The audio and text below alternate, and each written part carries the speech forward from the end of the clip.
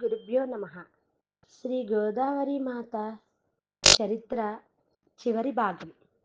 శ్రీ ఉపాసని కన్యాకుమారి స్థాన్ శ్రీ ఉపాసని మహారాజ్ చేత పునాది వేయబడింది. మార్చి 16, 2010 తుషార్ అహ్మద్ నగర్, మహారాష్ట్ర. శ్రీ ఉపాసని కన్యాకుమారి స్థాన్ సాకోరి, షిరిడి, మహారాష్ట్ర, భారతదేశం. సుమారు 5 కిలోమీటర్ల సాకోరిలోని షిరిడి నుండి ఒక ఆశ్రమం.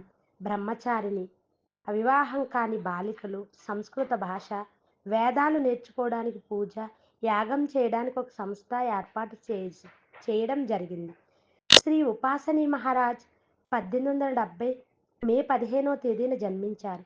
మహారాష్ట్రలోని నాసిక్ సమీపంలో సతానా గ్రామం నుండి వచ్చి షిరిడీలోని ఖండోబా మందిరంలో 4 సంవత్సరాలు మహల్సాపతి అనే ఆలయ పూజారితో ఉన్నారు.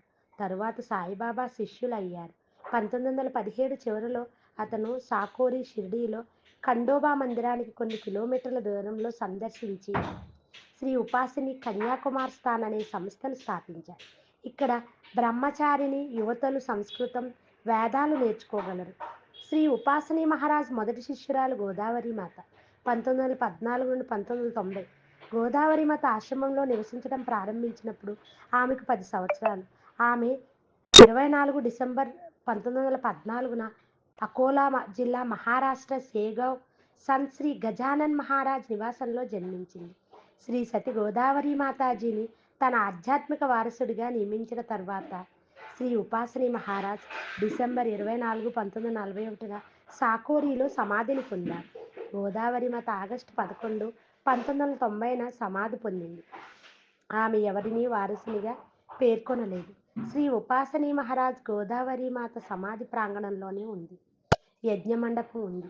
రామనవమి, గురు పూర్ణిమ, గణేష్ చతుర్థి మొదలైన అన్ని ప్రధాన హిందూ పండగలలో సంవత్సరానికి 7 సార్లు ఇక్కడ యజ్ఞం చేస్తారు. ఇది సాకోరిని సందర్శించిన తర్వాత చెప్పబడింది. షిరిడి యాత్ర పూర్తయింది. శ్రీ ఉపాసని మహారాజ్ నాటిన సంస్థ ఆవరణలో ఒక మునగ చెట్టు ఉంది. అద్భుతంగా కనిపించిన గణేశుడి రూపాన్ని చూడవచ్చు. భక్తుల పూజలు, కోరికలు నెరవేరుతాయి. దత్తాత్రేయ దేవాలయం ఆశ్రమం ఎదురుగా ఉంది. ఏ మనుష్య మాం ఆశ్రితః తాన్ సర్వేశస్య కర్మ వినాశనః లభైః.